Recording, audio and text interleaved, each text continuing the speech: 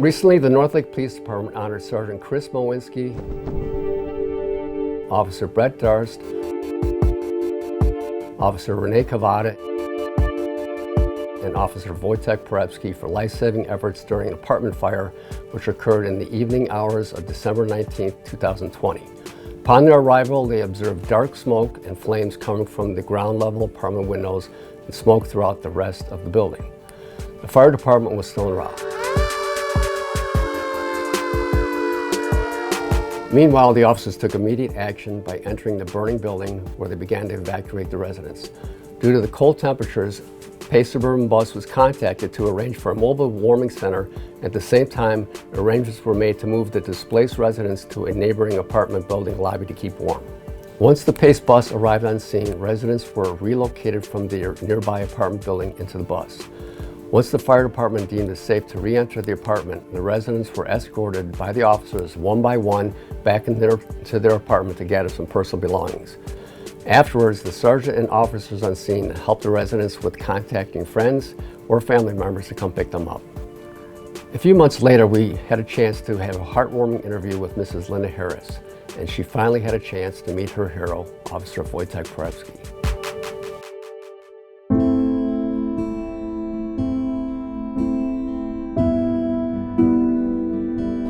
Well, I remember it was December the 18th, I believe, and I went grocery shopping. I was cooking dinner, and the smoke detector went off. People move in and out of the building. I've been there for 7 years, and some people just don't pay attention to smoke detectors. So I'm figuring it's the same person again, you know, it's gonna go off eventually, and 20 minutes passed. I said, wait a minute, that detector's still on? I peeped out the door and couldn't see nothing. Black soot smoke everywhere. I started to scream, fire, fire, fire.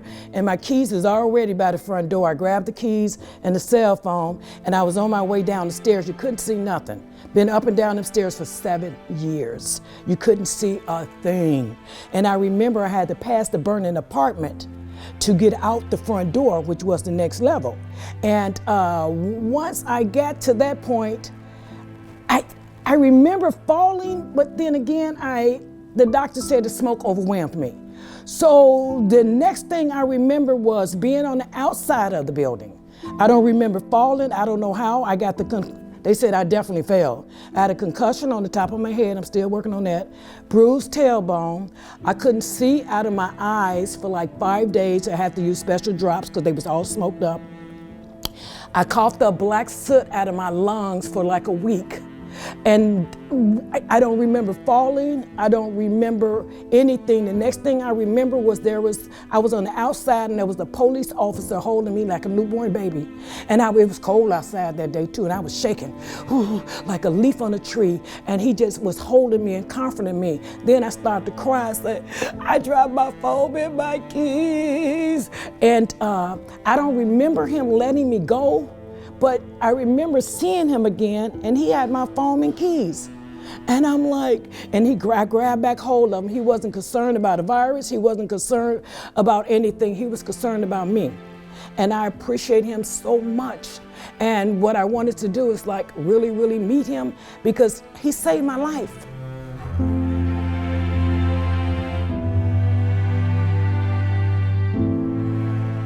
How you doing? That's you. That was me. Oh my God, I love you. How you doing? Feeling better? Now that I met you, yeah. I know it's you. I can feel your spirit. Oh, thank you. Thank you. Thank you so much. Well, I'm glad everything turned out okay. At least you have a nice place to stay now. Yeah. And you're okay. Mm-hmm. Glad to hear that. You okay? I'm okay. Good. We're both okay. I'm glad. Me too. Good so to see nice you again. to meet you.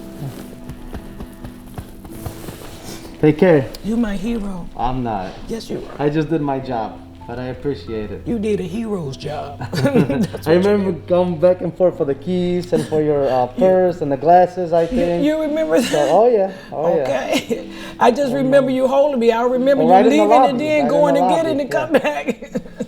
So. Wow. Thank you so much. It was cold outside. It was. Yeah. I remember a lot of people were without shoes. They just went out with whatever they had on, and it's very true. And the building was on fire for real. Yeah, oh yeah. So, but I'm glad we were able to get everybody safely, to stay somewhere for the night, and slowly they were able to get their belongings. So, I'm glad nobody got hurt and everybody's good. All right. Take care. I'm around. If you need anything, just come by the police station. All right? What's your name? Porebski, Wojciech. Nice to meet you. Nice to meet you too. Okay. Thank you. Bye-bye.